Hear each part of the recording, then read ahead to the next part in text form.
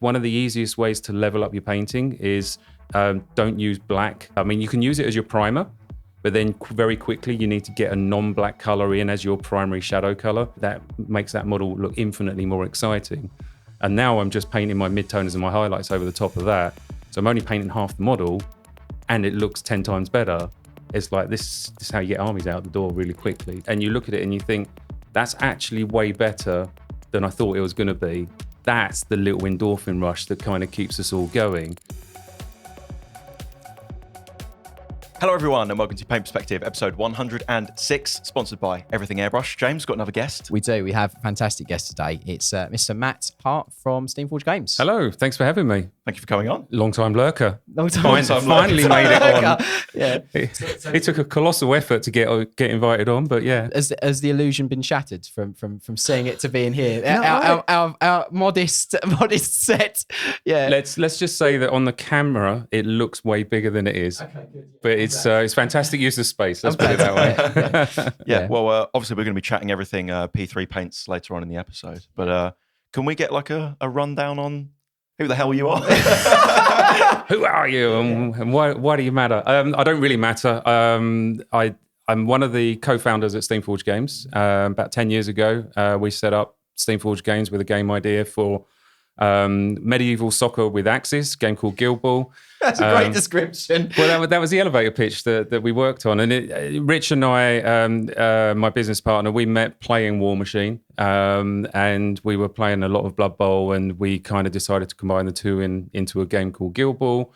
We launched that on crowdfunding, and that essentially put us onto the map. So why did that happen, and what's happened since then? So prior to that, I spent about 20 years making video games to quite a senior level. I worked for most of the blue chip companies in the video game space.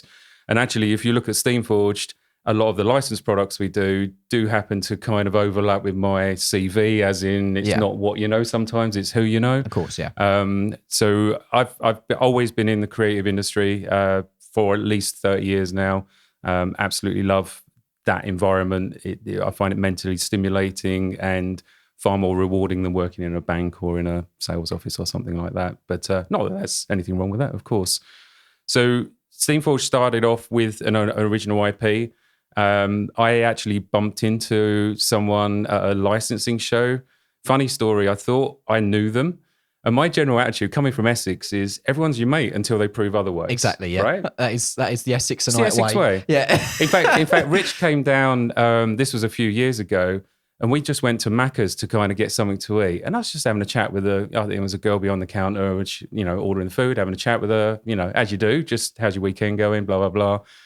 We got our food and sat down, and Rich went, do you know her? I went, no. And he was like, well, it sounded like she was your best mate. I go, no, we're just friendly down there. Yeah. So we went to a licensing show in the UK, down in London, and I bumped into someone and thought I knew them or acted as if I knew them.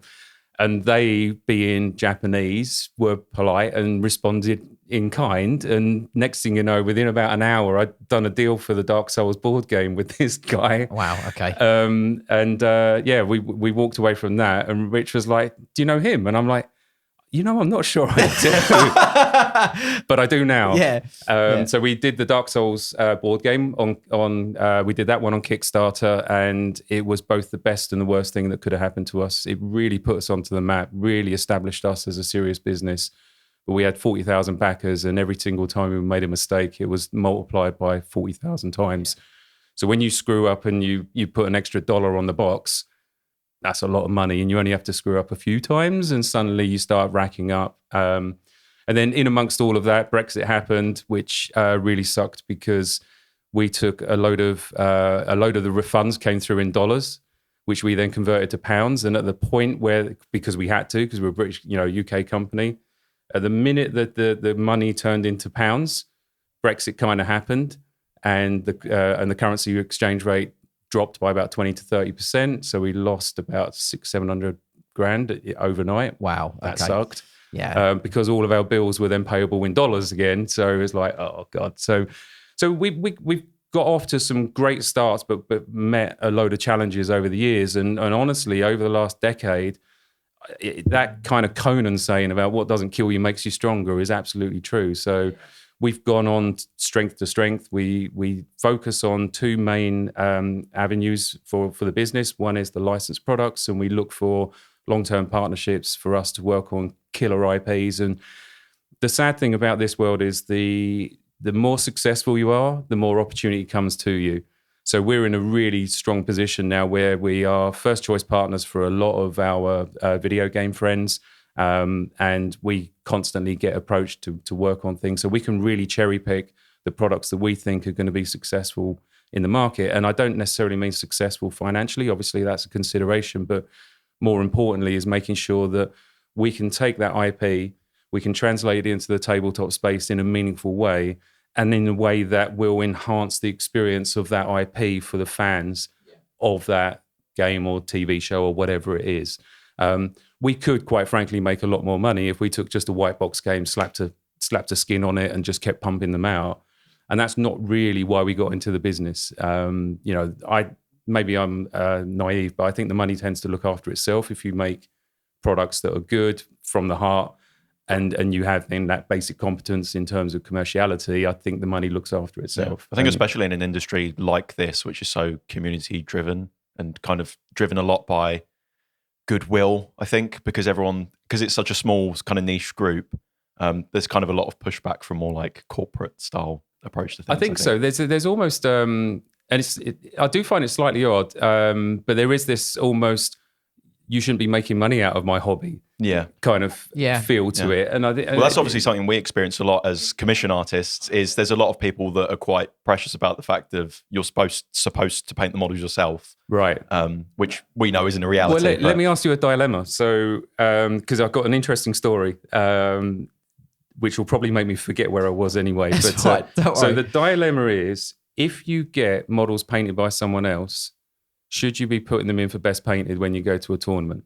No, that's my. But thing. if you paid £100 a model or whatever, I don't know what the prices are, but if you pay £50 to £100 a model or whatever they are, surely you should be able to put them in for best painted. Do you know what? It's a really difficult one. But my gut, obviously, as I answered already, I'm not going to change it. My gut thing is no, because the whole thing about best painted is you do it, if that makes sense. Well, and also the optics are important there, because are you trying to pretend that you painted them yourself? Well, I agree. Yeah, exactly. Personally, I would never do it. You can make the same argument for a painting competition. It's like, well, you don't want the painting competition to be who spent the most money on hiring the best artist to paint their work. That's true. Yeah, you don't want it to be an arms race, do you? Yeah. Exactly. So it's the same with playing the game. I mean, I suppose you could just rock up with your army and just get someone else to play it for you. Exactly. It's not quite the same thing. Yeah, it's an interesting one, 100%. But I think that like the painting competition analogy, like that kind of backs up my gut and sort of like knee jerk. Gut also, I think that there should be an element of pride that you'd had it painted by someone else. It's like, as an art collector almost, you want to be like, if you had like some fine art on your wall, you wouldn't pretend that you'd painted that. You'd want to be you know. So the funny story is this: Russ, who is our sculpting lead, our lead sculptor, and Carl, who is our program manager. They both went to play in an AOS tournament up in Nottingham, and Carl is just up for anything fun and a day out with someone. He didn't have an AOS army, so we borrowed one of Russ's. Russ is outrageously good at painting armies in a really specific way, but that specific way consistently performs really well in best painted organised events. He just has that beautiful table presence. The wow factor. It just leaps out at you. But when you pick it up and look at it, you're like, well, I can see everything you're doing. It doesn't look complicated, but I know you guys have talked about this before. When you look at like the G-Dub box art and you look at that and you think, that's aspirationally within touch, but it's only when you really go into properly analyze it, you realize that there's so much more nuance to it and so much more to it than what it looks like. Yeah. Russ's armies are the same thing, but they're absolutely beautiful. So he painted, 2 years ago, he painted this Giants army that he had taken on the circuit. And I think he'd performed quite well at best painting with it, but never really kind of got anywhere with it. This year, he's been doing like a vampire army, and he's did this big mausoleum. There's a bit that he can slide his iPad into, and his iPad plays this video through the stained glass window and all these. I mean, it's absolutely mint. So him and Carl turned up, played in this event, and then towards the end of the day, one of the TOs came around and spoke to Carl with his borrowed army and said, "Oh, you've had a few nominations for best painted. Do you want to put the army in?" Carl went, "Oh yeah, sure. I'll double Russ's chances of winning something, right?" So it all went in, and Russ was like, "Oh, I think you've done me, mate." Because what happened was Russ effectively split the vote between his vampires and his giants. So basically, Carl ended up winning the best painted with his giants. Russ's vampires got nowhere.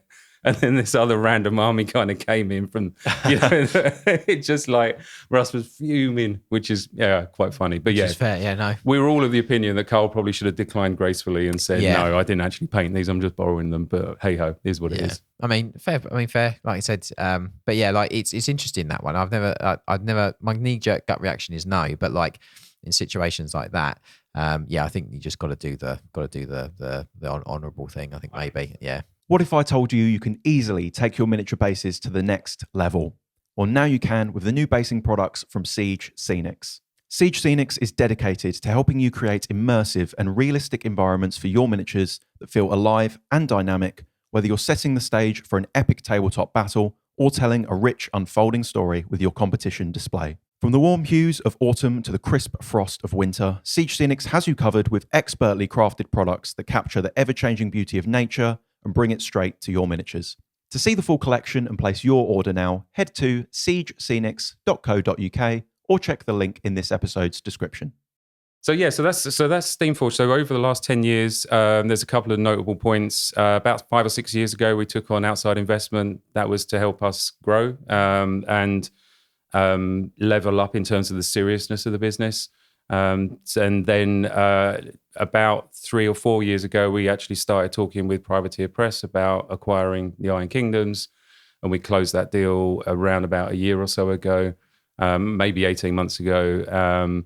But we announced it about a year ago, and we've been really focusing on War Machine and all the associated products in the Iron Kingdoms. Yeah, no, that's amazing. So how do you, to rewind you slightly, how did you segue from working like the video games industry? Was you already into the hobby in like your personal life?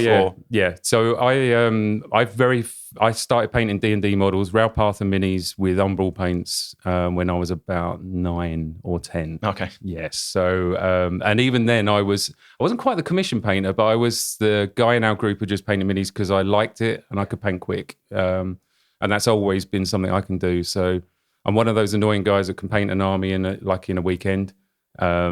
There's no effort at all, really. Yeah, it's a totally different set of skills. So like the army painting is like leagues different skill wise and like just process wise. So painting high end or painting just like in a bit of the middle of the road and just getting stuff done and working out, like chomping away at it.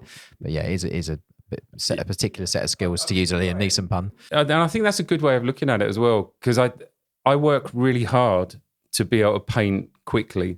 Even yesterday, and actually one of the reasons why I was 10 minutes late this morning is I got up early, grabbed my coffee. I'm working on refining a new approach that I'm on, and it was scratching in my brain because I was halfway through it last night and I wanted to let it dry. And this morning I wanted to go out to my office to see what it looked like, and I ended up splashing a bit of colour. I'm like, no, stop! I've got to go. So I work really hard on. I think army painting is learning a process. It's understanding what tips and tricks are going to work for you and speed you up. And I really enjoy that process. Now, I have done competition painting in the past. I don't find that as rewarding, weirdly, and probably unpopularly on this podcast. It's not unpopular. We've got plenty of people That's why it's called paint perspective. Everyone's got their own perspective on things. I mean, I've spent 60 to 100 hours on a mini before, and it looks great at the end. Although, we were talking about it off camera, weren't we? You take a picture of it and you can always see the imperfections. It's like, I've spent 100 hours on this. Why is it not perfect? Well, guess what? It's not. But so I don't know if that kind of works for me. Whereas the imperfections on an army, I think actually feed into its character and part of its style. And certainly the paint style that I use at the moment is much more painterly. I really like painting texture on, and I really like kind of like a brightly coloured grimdark. So it's like loads of scratches, loads of texture in there, and it's just really fast to do. Whereas the stuff that you guys do, is far harder to do at a swift pace, I think. It's just a different set of skills. Like it's literally, you only know what you know. Do you know what I mean? Like if you've not painted in that way before, it's obviously going to be a bit more of a challenge. But and equally, if you're someone like myself who mostly paints for display, if you said to me speed paint an army in a weekend, I would struggle with that. Yeah. So just because you're on one end of the extreme, it doesn't necessarily mean that everything correlates, you know? Yeah. I think you're just quick and proficient at whatever you do the most, regardless of how difficult it is. So there are some advanced brush techniques that I might find slightly easier than someone who's doing, you know, quick army projects. Right. And I'm fairly quick at that, but they might be fairly quick at, you know, doing enamel washes or something like that, which I've had no experience with. So I think the speed just comes from repetition. It's also little things like, and probably the most easiest example is glazing. So I still use glazing in my work because I don't like the really harsh transitions. But where you guys would glaze, and you know, I've painted with James in one of his classes, and the glazing is a lot more dilute than I would use. So I use a fat glaze. You guys use thin glazes. You'll do 10 layers. I'll do maybe 1 or 2 passes. Yeah. I've never heard a glaze described as fat before. I mean, yeah, it's like fat Coke and thin Coke, I suppose. Isn't it? Like, it's similar to that. No, it works. Yeah, it's good. I don't know where I picked that one. I think I picked it up from it might have been one Hidalgo. I think referred it to as fat I like glaze that. and thin I glaze. might steal that. I might start using feel that. free. Yeah. Well, Permanently I'm not the original person on That's there. fine. Yeah. We'll permanently borrow it from Matt. It's fine. Yeah. Borrow it from me and credit to one. Yeah. But yeah, so Steamforged is really growing at the moment and really on the up and up. We've weathered some really hard storms, and I think we've come out of it really strong. So the outside investment has meant that we've got a really strong, diverse board of directors now. The structure of the business is a lot more kind of leveled up, and what we're now starting to see is the benefits of that, insofar as we're making more products than we ever had, to a much better quality, as we learn our craft more and more. And yeah, War Machine is just a fantastic new avenue for us. And seeing as Rich and I, first and foremost, are minis games. I'm a painter, he's a competitive player. So we balance each other out quite nicely. And actually, I've been working with Rich, and he's really kindled his interest in painting. And I think just showing him a few simple things opened his eyes, because I think the satisfaction for me of painting is when you paint and you look at it and you think, that's actually way better than I thought it was going to be. That's the little endorphin rush that kind of keeps us all going. And when I showed Rich he was painting some Signar, but I said, try this, undercoat in pink and then Zenithal, and then just do an ink wash over the top or through your airbrush.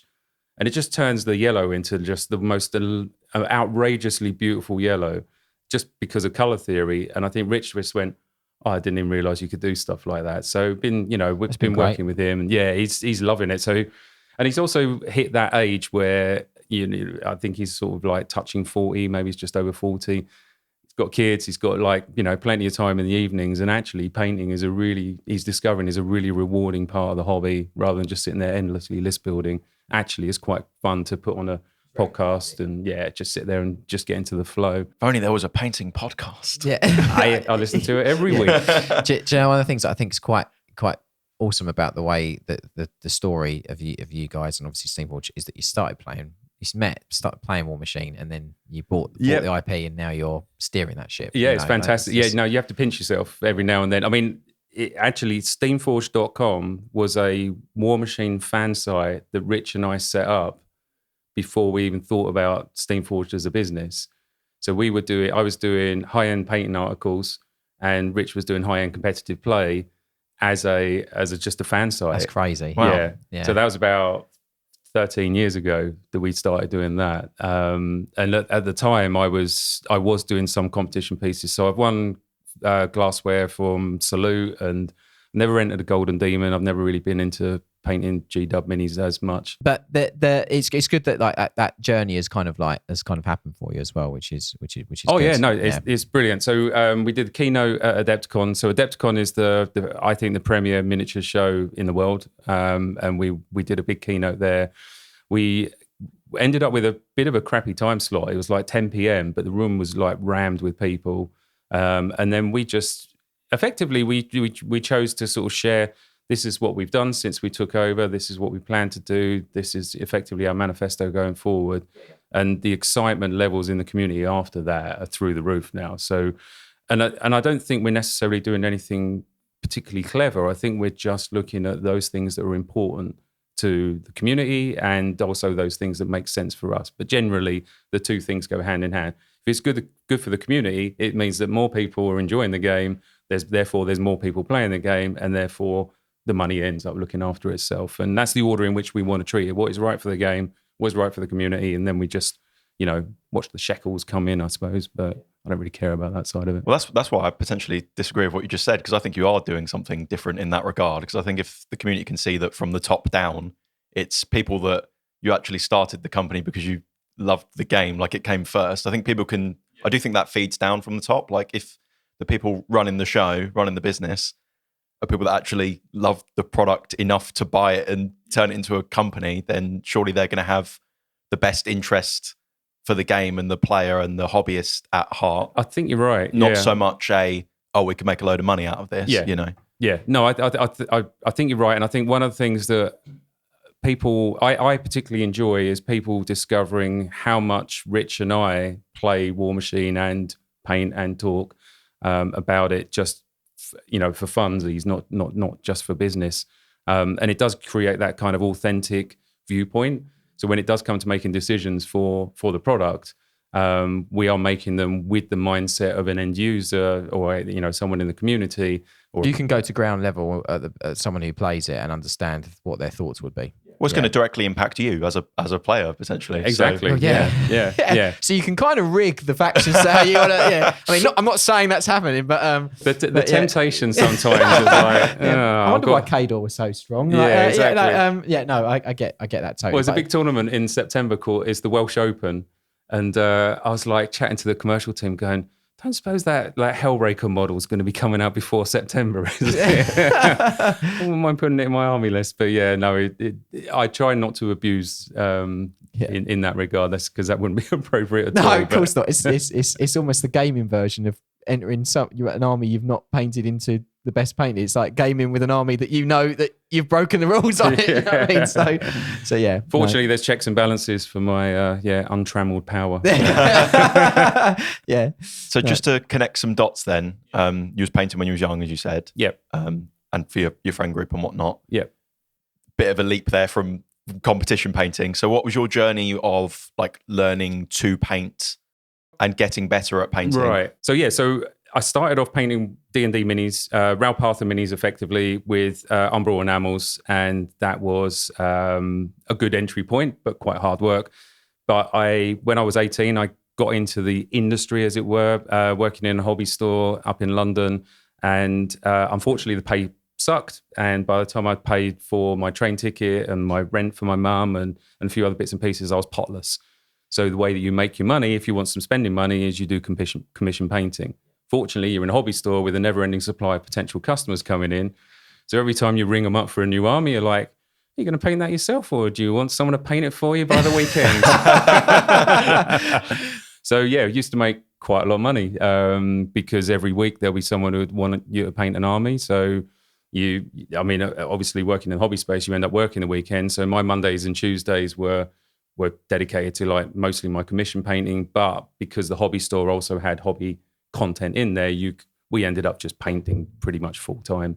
And the other people in the store were brilliant painters. So me being 18, and I had a mad crush on one of the girls there. She was like 26, 27, and I was like 18, and I just thought she was like the best thing since sliced cheese. She was brilliant. So any excuse to kind of hang out with her, I always took, and we ended up painting a bucket load together, and she taught me a hell of a lot about painting only, sadly. The one that got away. Yeah. You don't win them all, do you? Yeah. But from there, I was obviously introduced to acrylic painting and more of the basic techniques. And actually, Locks was going through. I found a massive box of. This is going to make you really sad.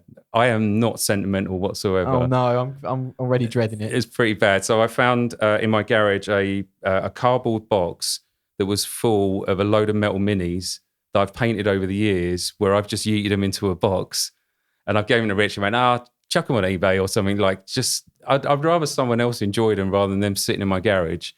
And he's pulling them out, he goes, did you paint that one? Well, yeah. And it's like he's almost going through like the archaeological dig of my painting journey. And but all back then it was get like on time team. Yeah. As you get towards the bottom of the box, they get older and older and older. Yeah, exactly. So I should get in there quick before Rich kind of sticks them all up on eBay. And genuinely, like that, the money's not important. It's just one, I just want them out of my garage. Two, if someone else collects them and wants them, it's way more important to me than me hanging on to them. But back then it was really flat black base coat, primer.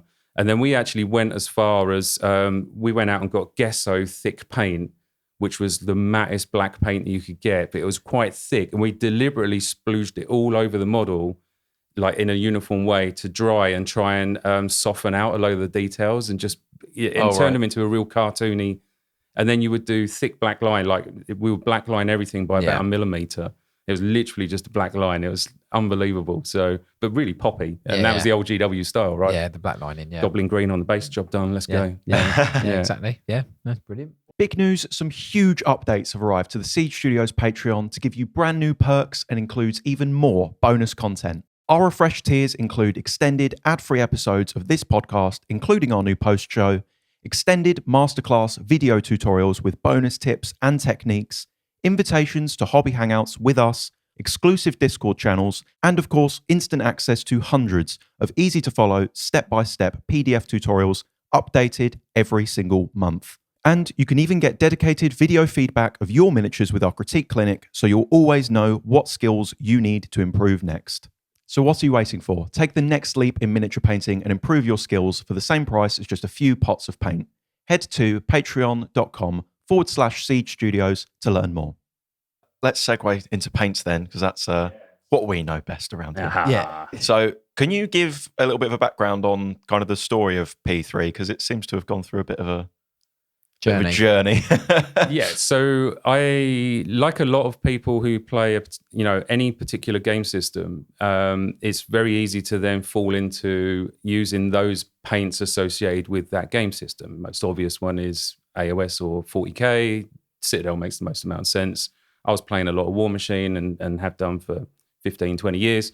So it made a lot of sense for me to use a lot of P3 paints. And I think that kind of informed my personal approach to painting. I do like very thin layers that you can build up quite quickly. I quite often enjoy painting volumetric highlights with the same color and use that kind of transparent layer, then a transparent layer coloring a little bit more till you get to the fully opaque, and then you start with the next color up. And I think that was kind of something I fell into because of using P3 paints and the way they behaved and everything like that. So fast forward to where we are now. So we acquired the Iron Kingdoms that include War Machine and Hordes and a few of the other and the RPG, but it also included the P3 paint range. And we had quite a few conversations about what should we do about it, because forgive the awful pun, but the paint market is quite saturated right now. You knew I was going there, didn't you? And if it hadn't been a product range that had such a legacy and such a fondness in people's memories, and people are still using it. I mean, I know you had Richard Gray on a few months ago. He still pops out the Morrow white every now. That's his default white that he goes to. Ninjon uses P3 paints pretty much, all the time. And I think that gave us confidence to bring back this brand. And now we could have just gone to the factory, said, yeah, just remake them and put them, and we'll just start resupplying them. Yeah. But when I sat down with the guys at the factory, and we got to do a lot of work with the R&D team, quickly discovered that paint technology has moved on significantly since the work that Mike McVeigh did back in the day on the original P3 paints. Just quick bit of history. So Mike was instrumental on the original Citadel line and the Coat d'Arms line, and also the P3 line. They all happen to get made by the same factory. So there's a lot of kind of sort of shared heritage there. And I think there's a slight diversification in terms of who the paints are aimed at. But yeah, us being able to take that work and that reputation and that range of colors that they created for the original P3, put it into a more modern base and binder with a modern pigment load, and then balance that all out. And it's the same great color, but they're just a little bit more, they just got a little bit more vibrancy to them, was really quite exciting to do.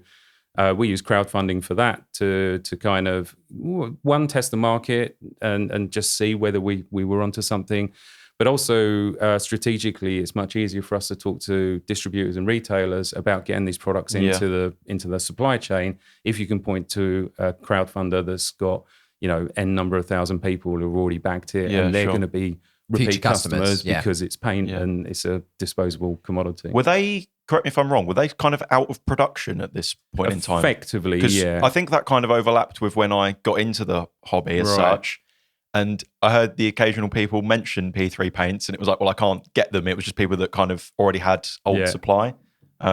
And that's largely it. So there's a couple of colours that became ultra rare. So a bit like James scurrying through all like the bargain bins looking for the Vallejo blacks. Yeah, I went through a phase of scurrying through all the bargain bins looking for P3, like Menoth White base was a Menoth White highlight, super rare. Coal black is one that I heard coal black all the time. Is amazing as a colour. Yeah. Well, it's the original dark sea blue. So it's amazing. It's a legit colour. I just wanted to jump in and just say, because that you explained the story of the range and the paint really, really well. And I think one of the things, specifically on one of the points that you made about like the paint market being saturated, to use that pun, it is now. Like there are so many new paint ranges that have come out in the last couple of years. But I think one of the things about the P3 is that it does have the heritage. And I don't see it returning as like, oh, it's a new paint range. It already made its mark in the industry.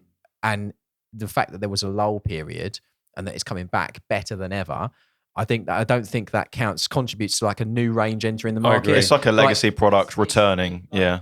It's the thing that people are familiar with, but better. Yeah. And I think that's one of the best way for me to put it. It's not like another range being produced by another company that's not done paint before or anything like that at all whatsoever. It's literally it's a brand new version of something that's already been there, and all you're doing is making it better than it was before and complementing all the things that were initially there with what we're obviously going to talk about. Yeah, which I think you're exactly right, and I don't think we would have if P3 didn't exist when we acquired Iron Kingdoms, we would absolutely not have worked on a paint range. I did work on one about 8 years ago with Meg Maples, and we got quite a long way down the track, but then decided not to progress with that as a project because of that reason. So yeah, having the P3 label.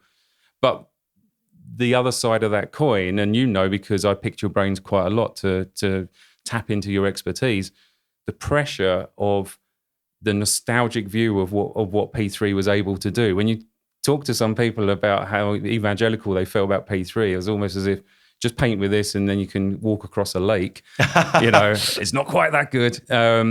Was actually an awful lot of pressure and I felt the weight of responsibility, and there was a real deep-rooted paranoia to make sure it behaved and felt the same as it did back in the day, but with the benefits of all the new technology that is in paint, and obviously the new base and the binders and everything. Like that pressure makes sense though, because I think when something becomes scarce, like it goes out of production, people kind of idolize the thing they can't have, and I think people build up an idea of what something is beyond reason, and then you've got to match the expectation or the unrealistic expectation of what people have kind of prophesized something absolutely. To be. But, and so I've seen a couple of genuine reactions. So 52 Minis did a live stream. We sent him some paints out to just try out, and I mean, you guys know, I firmly believe that the product should stand on its own 2 feet. It shouldn't be us paying someone to say nice things about our stuff.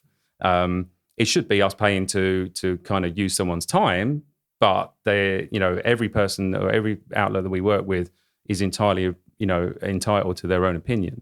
So we send it out, no requests, no if, buts, maybes. It's like, here's the paint, just say what you think about it.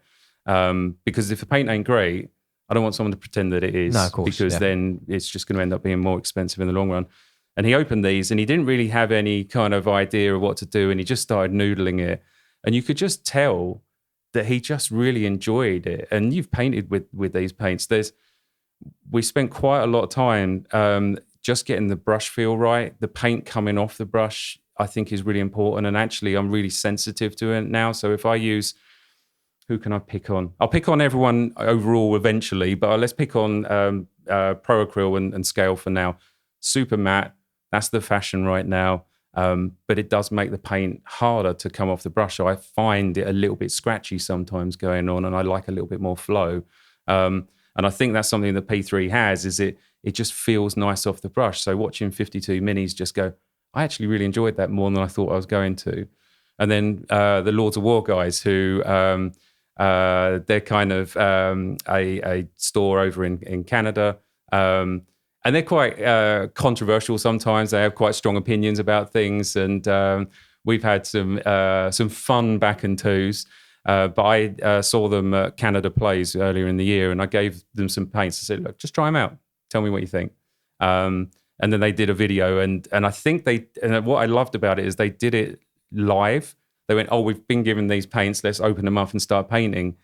And because I think they quite like to find something to kind of point to and kind of highlight. It's the analytical side of their content. But I think they bypassed that, and they were like, just give me 5 more minutes. I'll just a little bit more. I'll just do that bit. And it's like, you can see they're enjoying it. It's just fun. Yeah. It's just fun to use. Yeah. No, it has been a great experience. Like, from obviously range 1, and then obviously what we're going to talk about now, which I think you've done a lot of great things with it. And I think that, like, for those, I think the hard task was like fulfilling the expectations of anyone who's used it previously, whilst also fulfilling the expectations of anyone who hasn't used it, who expects the paint quality in the industry to be at a certain point. And it's like you're caught between a rock and a hard place, because they're two completely different demographics of painters. You've got loads of new people that have come into the industry, like yourself, obviously, that came into it in the last 5 years or so, that haven't used it or have heard the rumors of coal black being a great color, or men off white or highlight or whatever. And then you've got people that have like married to the colors because they love them, but the new paints have got to perform as well as the market average. Does that make sense? So it's a hard juggle, like, I'll be honest. And I think you've done amazing with it. And yeah, I was very happy to. Yeah, I'm glad you gave me the reds, is what I'm going to say. So yeah. So should we talk about the mini that you painted then, James? Yeah, cool. So in preparation for this episode, just to bring the audience up to speed a little bit. So there was a kind of a phase 1 launch of all of these paints with the return. You got it. And then, which James did a little bit of correspondence on as well. I did a little bit of work. And then now you've got phase 2 launching, I believe it's crowdfunding on the 15th of July. That's right. Yeah. And James has had a bit of a go with the reds, and take a wild guess as to what he's painted with them. Well, so hang on a second. So I've been accused of having a blue stint for quite some time. So I thought, you know what? Let's return. So you did something green. I don't know. So complimentary. Let's do something that I'm familiar with, so that I can fully go to town and enjoy it. A caveat on this: I did paint on the hottest day of the year, so I just want to say that painting 32 degrees was not fun, but I fought the fight. So anyway, here's what it is. So yeah, so I'm a big fan of a certain red, a very old red, and I'm pleased to say that the bright red in this new set is so close to my favourite old red. It's almost as if I know my audience, isn't it? It was like, and the best thing is that, like, it just honestly, it's really rich. It's super like royal in its hue, and I absolutely loved it. And yeah, so I painted a Blood Angel, obviously. The image is on screen now. Yeah, for the, I painted a Blood on Angel. YouTube. And it is, I nearly needed Ray-Bans while painting because it was so bright. It's pretty bright. It's pretty bright. It was really fun. The one thing I've got to say... Funny enough, actually, just to interrupt, sorry.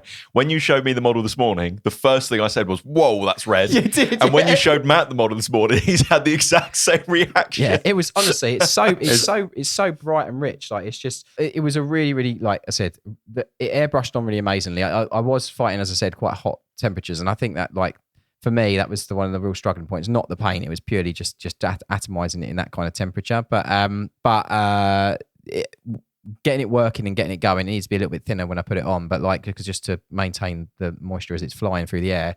But it went on really, really well. Dilutes, you've got a great dilution scope across most of the paints as well. So there's no, one of the big things I think from the first range was that we obviously noticed that there was like some that had quite a lot of transparency in them, a lot of like semi-opacity. I think that's one of the things that's really been done on the OG range renew and also on this range, is that the dilution scope on a lot of the paints is like a lot greater. So you have a lot more to play with each of the paints. If you're used to doing heavily diluted layers, they perform exceptionally at that level. They thin down nicely. Yeah. And if you are somebody who just maybe wants to get it to an opacity that goes on really well with one coat, you can do that as well.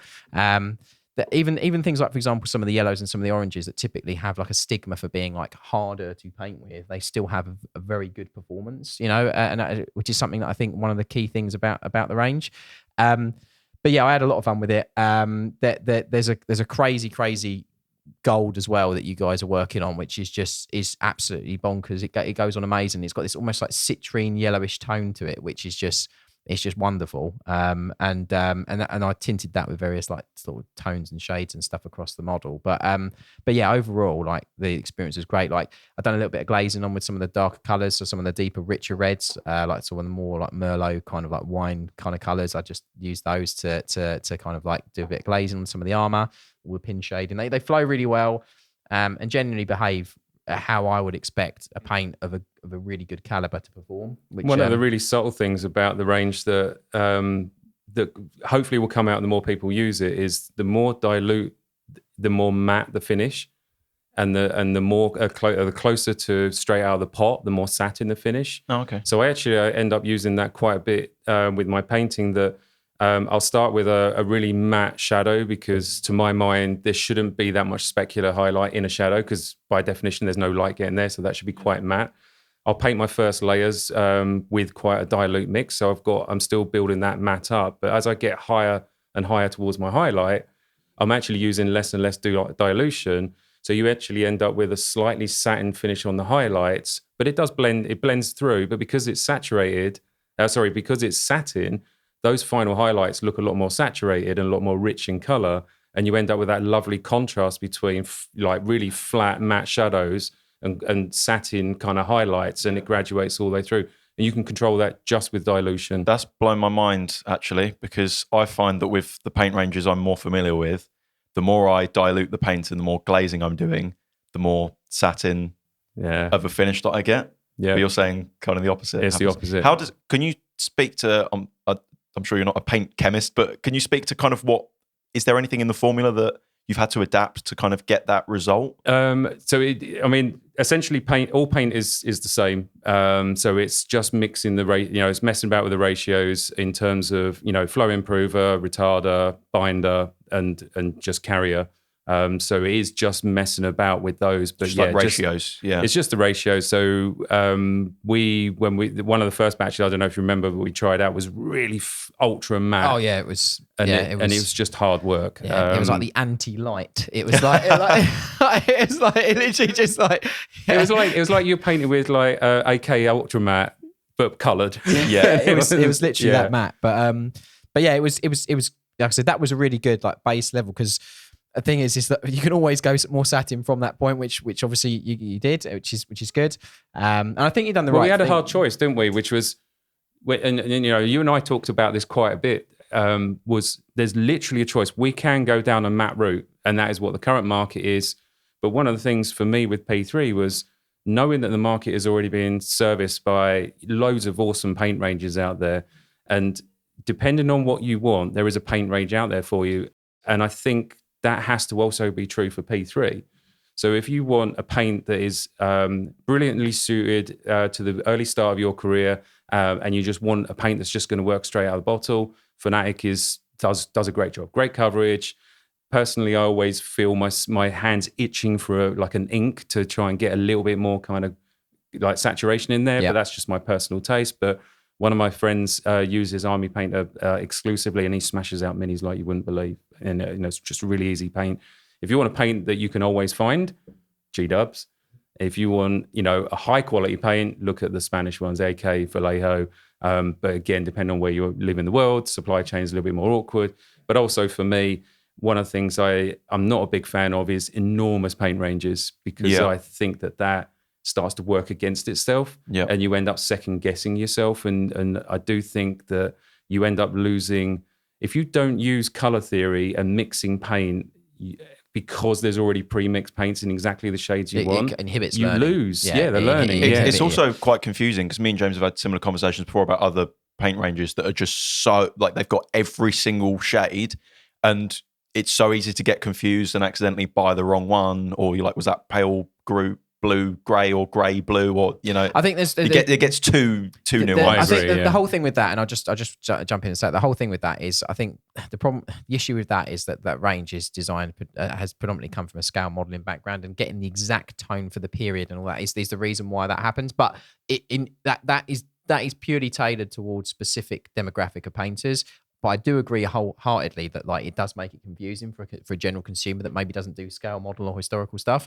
Like if you've got 15, 16, 20, 30 different greys to choose from, yeah, it can be a bit much like visually, especially when you look at the rack. Like I think with a paint range, the size of the range, it doesn't need to be as crazy, massive, wide scope of tone and color that it's got like 200, 300 paints in the range, whatever. I think you could, between sort of like 50 to 100 paints, I think if you can't get all the colors that you need within 50 to 100 paints, I think you need to just do a bit more diving on sort of like mixing colors. And also there should be some like agency put on the user of the paints to mix them and dilute them and kind of create your own color. That's where some of the freedom comes from. Yeah. Well, but also it opens up so much more possibility for you if you understand basic color theory, because you're forced to find those tones that you want. So let's say you have a greeny gray, but you want it to be a bit more blue. You need to know how to work it and to get it to where you want it to be. And some of those paints don't take mixing as well as others. Right. They can get very desaturated, I found. Yeah. So I always say like all paint, you should learn it. Like each paint, even though you've created a range of paints, like each of these paints has its own unique personality in the way it behaves. Some ranges are chemically tailored, so every single paint is exactly the same in its behavior, which I think is a negative as well as a positive. I think it's good for somebody getting into it where they want consistency from the go straight away, but I do think it inhibits your learning of how to use it and the balance of properties. When you want some control, because I personally like a thicker paint out of the pot, because I've got the choice to make it as thin as I want. Yeah. Whereas if it comes out perfectly thinned, I can't make it any thicker if I need it to be thicker. It's like a haircut. Yeah, exactly. Yeah, I can't add always more make it back shorter. in. Yeah. And also, what you said, I think is quite interesting as well about like the shift. It's definitely something we've seen. Speaking with a lot of like people that ask for feedback and whatnot, we're seeing a big shift in the hobby towards really, really matte finishes.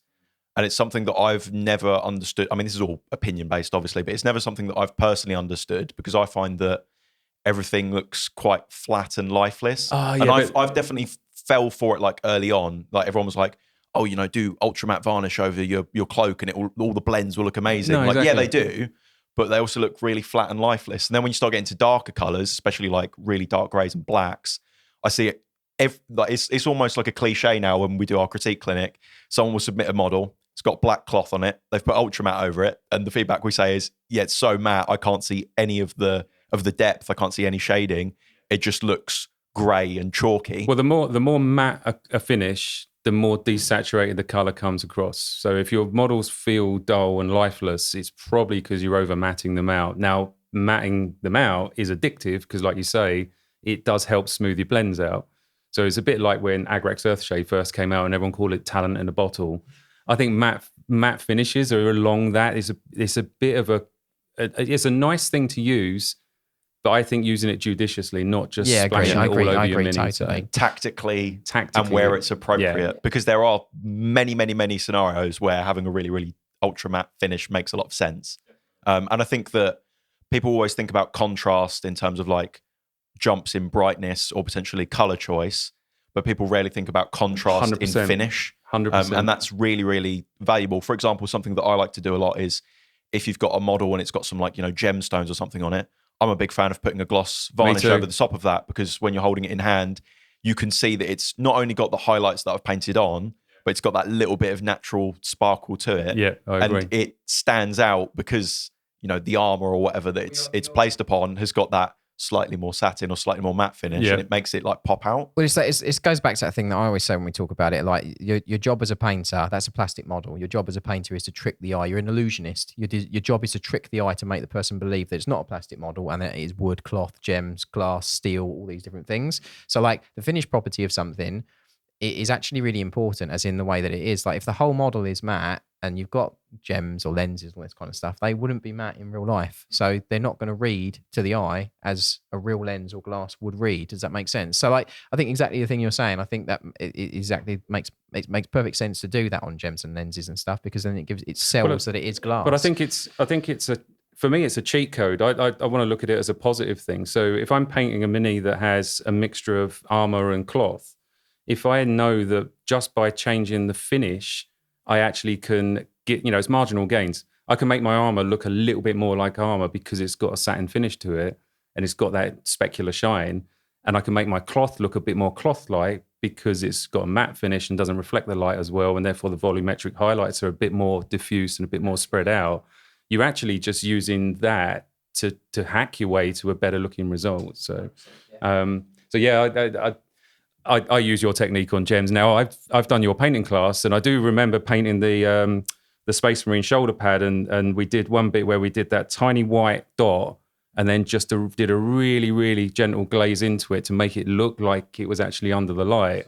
And I do remember showing it to Rich, and he was like, "Oh, that's got." He went, "Hold on, that's painted on, isn't it?" I went, "Yeah." But if you just put a bit of gloss varnish over the top, you get the same thing for free. But yeah. You won't win Golden Demons. Don't listen to me if you want to win a Golden Demon. It's two different things. Like again, it's like it's stylistic execution. And I always say this: like the way you paint, or the style you paint, is purely a language of paint. That's all it is. Just because you put a gloss over, or just because someone glazes it, there's no wrong or right with that. It's literally just different a language of execution, and that's all it is. But yeah, I wanted to jump back on because I had a lot of really pleasant. What? Because we haven't talked about your Space Marine. No. I'm trying to tell people how good the paint is. Oh, right, go on then. Like, I had a lot of really good experiences with it, and I know I only tried out the red spectrum. Truth be told, I did use a lot of the what do you want to call it? Phase one? What do you want me to call it? It was the OG range. Okay, but weirdly with the OG range, there was a number of colours that had already been released, but then there was some colours that had been developed back in the day but never actually released. So we were able to bring those out. But that's phase one. Yeah, I used a lot of those on all the other bits. So it's not just the reds and the oranges and stuff. I used a lot of the other ones on there as well. And I wanted to do that purely so that I could see what the new ones are like, and also how they compare to the older ones. And there was a also, we live in like a real life scenario. Like people are going to be mixing these with other paints that they have. They're not just going to be using these in isolation, right? Yeah, no, 100%. But like I said, they perform really well, and I really loved the richness, obviously, of the red. I think that I use predominantly for whenever I paint Blood Angels, I use a very old red. I use obviously Blood Red, which is like my favorite red. But like this came very, very close, which I was really pleased actually about it, because there's a lot of experiences I've had with reds in, when we've tested them, because that's obviously my go-to favorite color, where they just haven't got the punch and the saturation and the warmth that I want personally. And if you haven't got that in the paint, you end up overworking it and trying to force it to give a bit of richness, don't you? And you're glazing red inks over the top, or you're trying to do something with it. But if it's already inherent in the paint, it just makes it easier, doesn't it? 100%, yeah. Yeah, but I had overall it was a fantastic trial of the new ones, and yeah, if you like really great paints with wide dilution scopes and just lots of ability to play with them and have fun with them, then these are great. Do you find that, because I paint almost exclusively with these now for obvious reasons, but they are also the one that I kind of go to through choice. I'm really learning just the full range of dilution that's available with these paints now. So I tend to not use them straight out of the pot at all, because I just find a brush load of water in your brush just to loosen it up.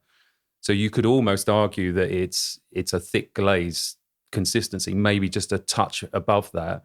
I find that gives me the maximum amount of control with the paint, but I can, for an edge highlight, go straight out of the pot because it still is fluid enough and it just is strong enough. Yeah, a little bit of moisture into it. Or like if the brush is already moist, it just works really, really well, like for edging as well, which I found. And I think my favorite one, I don't know what the official name is for it, so I've forgotten what the official name is for it. But whatever this skin tone kind of color one is, this was amazing for doing the little dots. It had enough orange in it that it worked with the red, but it wasn't pasteurized. It was quite rich in its color as well, which I really, really liked about it. But yeah, overall it was great. It was nice to paint some red again. So yeah. One of the things that's there's a good thing about developing a paint range, and there's a bad thing about developing a paint range.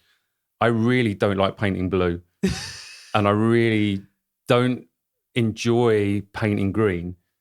But I've had to, get used to it and get, and really kind of like practice. But I like reds and I like warm colors. They're my kind of go-to. Greens and blues are not as much fun for me. But yeah, well, you broke the blue marathon that I've been going through, so I'm quite happy with that. Well, he looks fantastic. Yeah, thank you. He's got such a lot of table presence as well. Now, was that over a white or over a black? Black. Sick. So I literally you've impressed the guy who makes the it. Color on so I airbrushed. Over a black. I don't know what so I literally airbrushed over black the slightly desaturated, sort of like a mid-tone red. I airbrushed that on, and then I airbrushed on the bright red. And you can see the difference in saturation between them. It just went on. They airbrushed, apart from the 32-degree heat. They airbrushed. Yeah, the first picture you sent me looked like you had a little bit of texture in there. I was quite impressed you managed to. I had done a lot of. I got out one of the hobby hacks, which I was quite happy. I got the old toothbrush out, and that sorted it out. Oh, well, just smoothed it out. Yeah, did it? literally. Yeah, a little bit of friction with it. So 39p cheap toothbrush that you never put near your gums. Oral B, me. Oh, okay. You can use your I'd electric. spend £1. You can use your electric. Yeah, it's fine. Get a little sort of brush with that, and it just got off all the little bits, and then went in and put the next red on, and then just put a little. So I use an electric toothbrush to clean 3D minis, because you get like electric toothbrush with the Oral B one that kind of rotates around with a stiff. It just cleans all those tiny little supports off and everything. When I'm stripping models, the electric toothbrush all day long. Baby. George is turning his nose up at it because everyone I speak to, they're using some sort of power tool on all the plastic models. It's ridiculous. Come on, I've got to stay on brand. Come on, give me. Have you seen the electric? I've got the little electric needle sander as well. Have you seen those? Don't tell me about that. I'll show you next time. Don't tell me about that. I'll bring it along. Yeah, it's like an electric toothbrush, but it has like little flat pads in the end. You put tiny little dots of sandpaper, and you go. Don't tell me that. Just don't. I'll be looking at how to stick some Tamiya sanding foam on that or something. Well, while we're on the topic of hobby hacks, as is tradition, obviously on the podcast, we always ask our guests if they have a hobby hack for us. I've got one that I can share with you, and I showed James when we had a paint jam on the weekend. They're a few quid off Amazon. A silicone bowl scraper is about that big, like rectangle, and with a tapered edge. And I use that when I'm setting up my wet palette. So I use the Siege Studios official method of setting up your wet palette. Not sponsored. Yeah. But it squeegees. Oh, okay. So rather than rolling across with your paintbrush, which I don't know what you do, I'm clumsy. I ended up dropping it all and everything. This squeegee gets it perfectly flat, all the air bubbles out, job done. I've got to say, I tried it. It works. Yeah. So it's got a bowl scraper. Yes. What is the original intended purpose for that? For a cake. It's like a mixing bowl scraper. So it's like a silicone, like a soft, flexible tapered edge. Like a card scraper, but kind of enlarged. Exactly. It's great, honestly. I was like, yeah, okay, I'm sold. Yeah. But because it's got weight, you can, you like with a paper, you want to get the paper saturated, don't you? Or like up to the same kind of degree of wet. You actually just put the paper down and drop this on top of it, and it just holds it down and stops it all curling up, and then you scrape it out. Yeah. There you go. Works 3 or 4 quid. Brilliant. Works like a charm. Yeah. It's really good. Okay. That's a pretty good hobby hack. I don't mind. Not bad. Not bad. Give it a go. I'll send you a picture. If you're a miniature painter, you'll know how important it is to have the right tools for the hobby, but it doesn't matter what brushes or paints you have if you can't see what you're doing in the first place. If you want to improve your painting, contorting yourself under a small, repurposed lamp from around the house, giving yourself a backache and straining your eyes just isn't going to cut it. That's why one of the biggest upgrades I've ever made to my painting setup was my Onyx painting lamp from Native Lighting. Its articulating arm allows me to sit in the perfect painting position for those long hobby sessions, and its super bright 2200 lumen, dimmable LEDs cast soft and diffused light on my models without any harsh shadows. As someone with a very small hobby space, by far my favourite feature is its adjustable mounting clamp, which attaches to the side of my desk, maximising my free workspace. And its daylight colour balance temperature of 6500K gives you the confidence that colours you are painting are accurate and your miniatures will pop on the tabletop.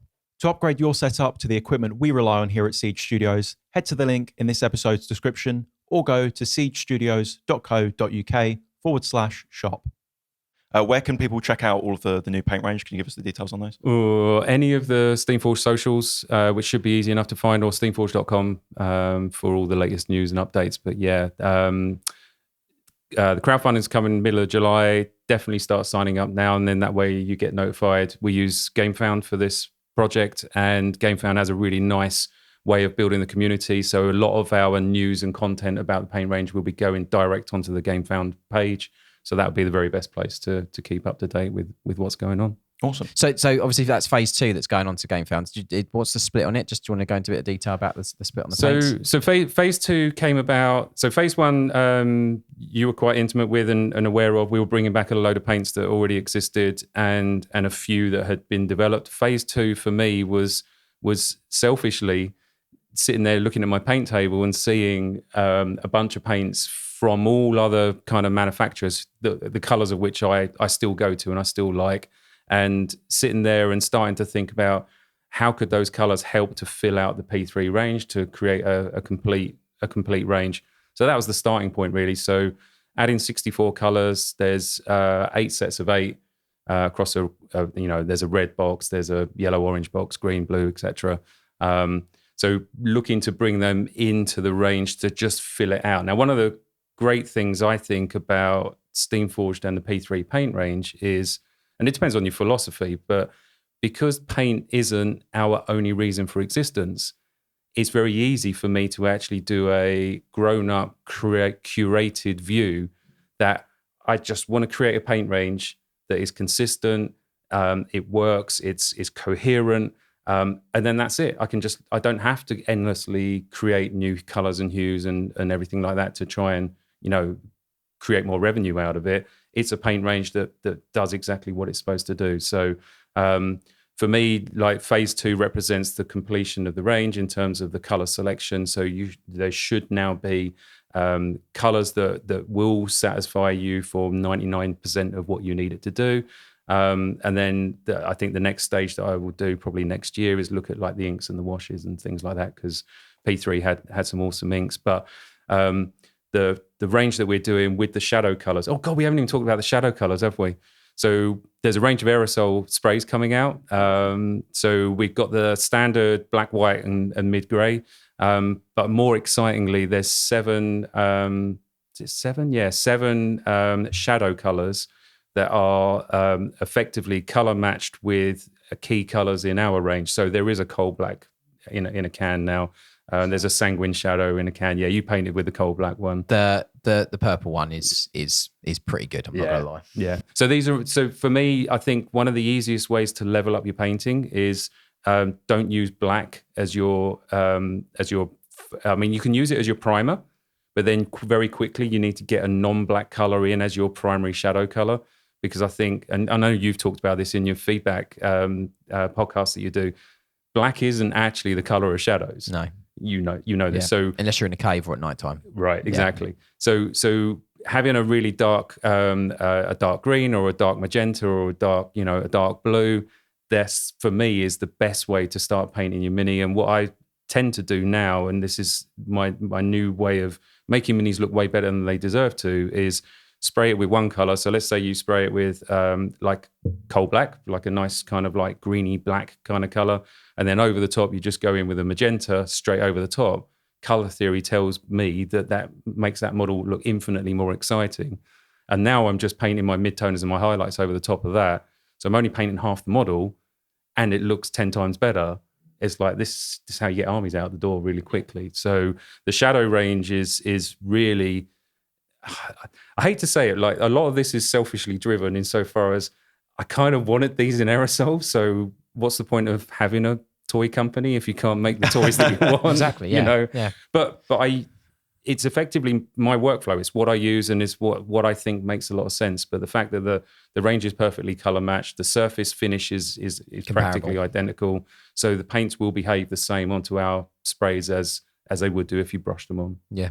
Yeah, they're good. They look great. Awesome. And the metallics, we haven't even talked about the metallics yet either. We can go metallics? Yeah, metallics. Let's talk about metallic. Well, let me ask you a question. Yep. You've seen the metallics. Yep. Do you think I would be unreasonable to allege that this is the best metallic in acrylic metallic going onto the market. It flows really well. I like the fact that it's got not a semi-opacity. It goes on opaque, but because of the pigmentation in it, as in the fleck, it's got this crazy brightness to it, like crazy brightness.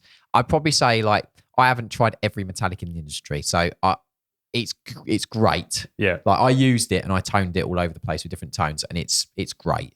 Like it's up there with VMC, right? It is very. It's like in the top 3. Like, and I haven't tried all the paints from what I considered in the top 3, but it's up there. Like it is up there, 100%. Yeah. It's so it's a pure range. We're doing 5 key metallic colors, and I'm a big fan of taking a neutral metallic and then tinting it with whatever ink that you want to shift it. So I think having a neutral silver and then being able to put a bit of green in it is way more interesting than me having 15 different types of silver in the range. But yeah, we're calling it the pure range. It's a brand new pigment that's never been seen on the market in the hobby space. Essentially, the flake itself is dyed and then sealed inside of a polymer. So typical metallic paints are a mix of mica and aluminium. They're essentially, the aluminium is bound in a polymer, and that stops the flake, which is an actual metal, reacting with the water in the acrylic paint. And that's why you end up with some of the older style acrylics gassing, and you get that kind of horrible sort of separation. And sometimes even the pot can burst and things like that. So they worked out that you seal it inside of a polymer. That's great. So you've got these silver aluminium, like natural aluminium flakes in a polymer with some mica and some then dye to give you the color. And that's how you get your golds and your bronzes and your silver. Well, your silvers is basically serviced by the aluminium. What we've done is actually dye the aluminium flake, then seal it inside of a polymer. Why is this important?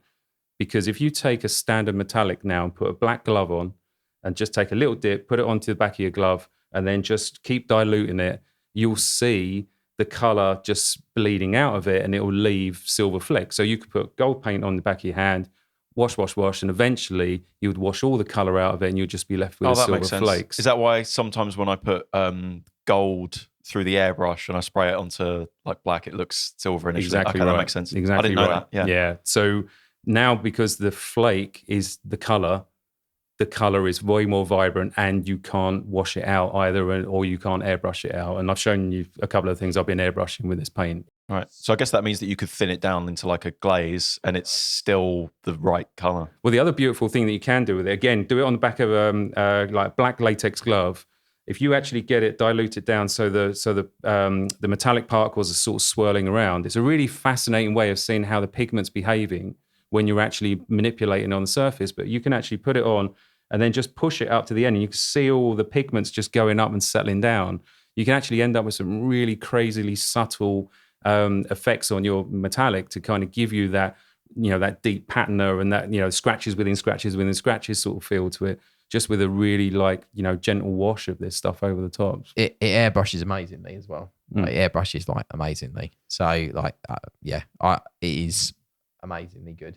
It's tip top. It's going to be expensive, unfortunately. The unit price is quite high. It's not quite pure gold going into it, but it feels like no. It. But it's really good. Right? Yeah. So you smashed it with the metallics. The copper one is really vibrant. Yeah, it's great. But it goes back to what. So the way I've used it is, and I found it interesting the way that you've done it with your Blood Angel is, you use the gold for your base color, and then you've used inks to kind of create the contrast within it. I would suggest to you another way is start with say like a rhinox hide or a rock, that kind of reddish brown, and then go on with your normal gold, and then use the pure gold for your final specular highlight. Right. Okay. Yeah. Because you're putting the specular highlight next to something that's not as bright, you actually make it look a lot brighter. And you can really kind of make it stand out. So amazing. Yeah. It's good. Yeah, it was fantastic. Really, really good. I enjoyed the gold. And again, big thank you for letting me try them out and break my cycle of blue I'm painting. glad to So- have broken so- that cycle. so That's an yeah. unhealthy cycle. Yeah. I would say as well, like phase 1 is already out. People can buy that, right? So if you Yeah, don't want to yes, wait around, then yes. go give it a try. So this phase has come quick on the toes of delivering phase 1. Phase 1 unfortunately got a bit of a 2-month delay because US Customs decided to seize it for random reasons, despite all the paperwork being in place. So sadly, the rollout wasn't as effective as we would have liked to. It was outside of our control. But now the paints have landed with people. People are enjoying the paints. Stores, certainly over in the States, can't get enough of it.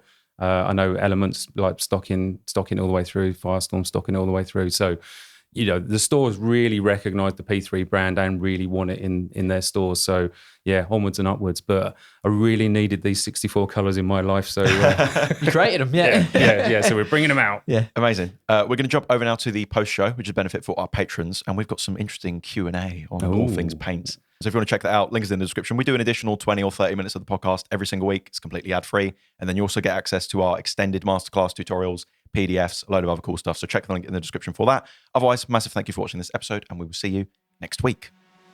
With the rise of contrast style paints, have you felt the pressure to adapt P3, or do you see it as a fad? Why are you using the speed paint? What is it you actually want it to do? Because you can make your paints do that. There's enough additives out there. You don't need to buy a dedicated pot.